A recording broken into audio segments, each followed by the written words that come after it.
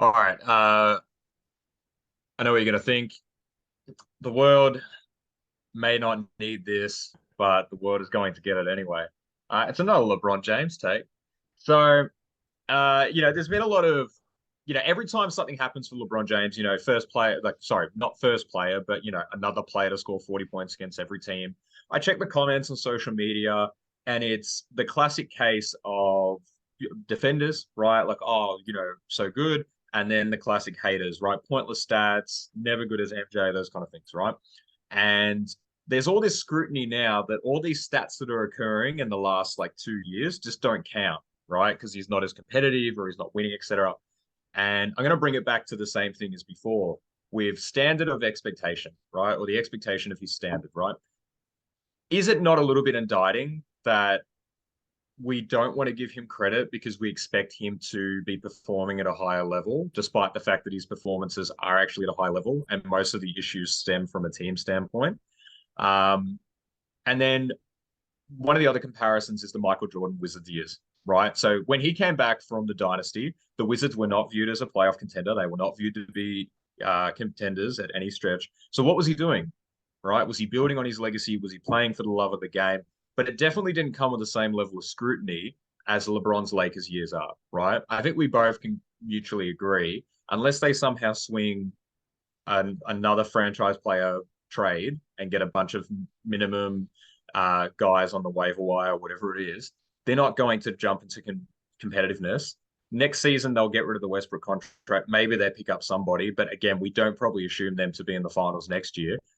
The winning is over, right? The finals, the playoffs, those kind of important things, they're over now. So now he's just cementing that legacy. We talked about that he's cemented number two. But I guess my question coming out of this is why do you think we aren't more accepting of what this is, right? Because I think so many people are caught in he still should be trying to win championships, or when Michael Jordan was on the Wizards, he was more competitive or stuff like that. Like what? Obviously we're struggling with our takes No, no, tonight, no, no, so no. I what? actually really like this tape. I like this tape. Let me ask you a quick Okay, question though. all right, all right. Let me ask you a quick question though. All right, I've seen the conversations about LeBron being one of the few players that scored 40 points against every team, including the fact that he's obviously changed teams several times in his career, so he's been able to play against every team. Kobe obviously never scored 40 against the Lakers because he was a Laker for life. All right, who else is in this club? Who else is in this club? James Harden is right on the cusp if he hasn't already done it. I know that the last time I saw that infographic was when he was on Brooklyn.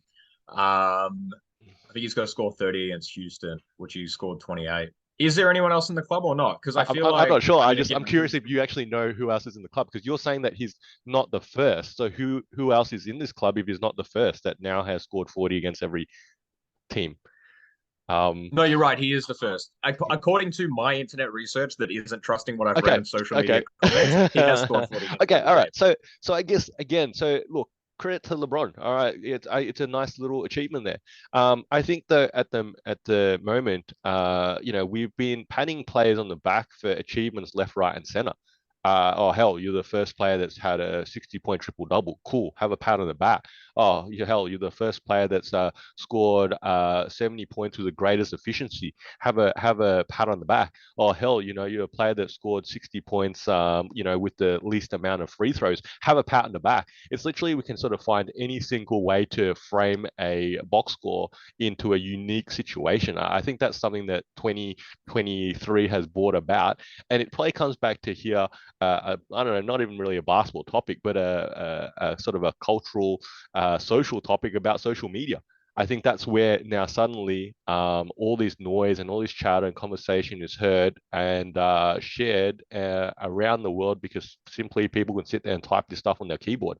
And I think, and the next person comes along and clicks share and proclaims this is real news. Of course it is. So that's the thing, right? So I think the thing here is that with like Mike MJ, with like Kobe, I guess, and now obviously LeBron, we know we're witnessing a player that obviously is great. Okay, and we also know we're witnessing a player that's towards the tail end of his career. I think the thing with LeBron though is that um, he's still great, individually, but he's not winning. And I think that's the part which is hurting him because all the haters can jump out now of the bushes and go, oh, well, look at him. He's scoring 28, 30 points a game nearly, but he's not winning.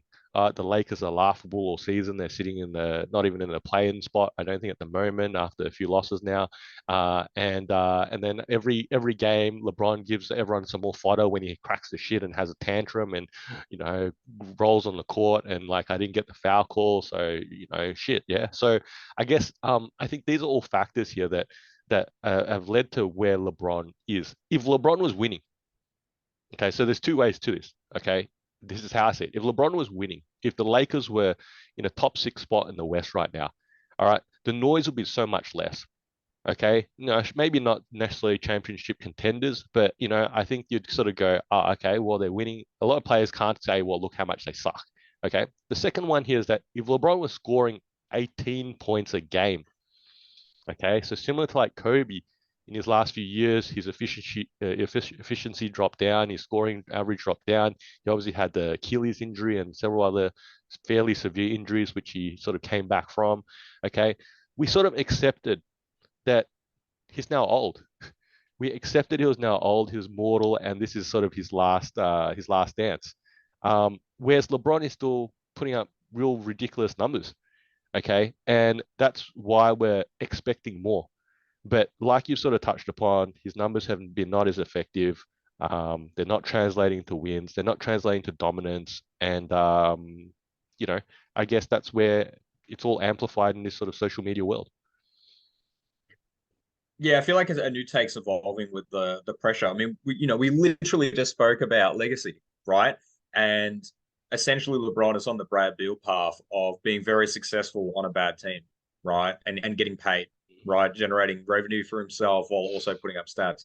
I think the winning thing, if they're if they make the playoffs, it's them about winning the finals, right? I think the hardest part for LeBron, not that he definitely block all this out, but he's never going to get six. He didn't get six, and that is going to be what the media clasps onto for the remainder of it. And the irony is, even if he gets six, it'll be, well, the bubble was an asterisk, or maybe he has to jump teams one more time to get it done, and they don't really count. And oh, but he got six, but he had to go there 12 times to get it. And I think we've alluded to this as well. It's the Jordan pressure of 6-0. It's a new bar standard that I don't actually think anyone's going to come close to again. Right? I think with the league, the skill, the parity that comes from that, I don't think anyone gets to go 6-0 again.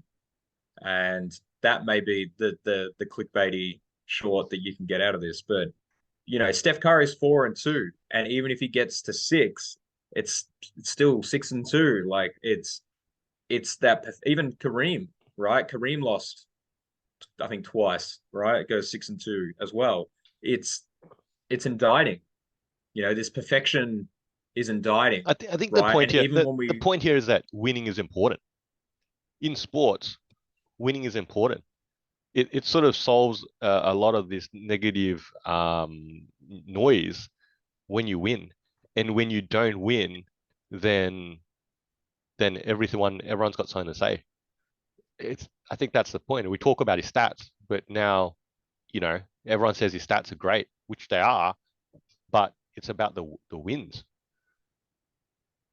Yeah, but a win on a Tuesday night in Charlotte, in the grand scheme of his career, is not as impressive as him having an extra 30 points from that game in his career totals, right? I don't think, even if he won, like, let's say he had 10,000 less points, but then 200 more regular season wins and an extra ring, right?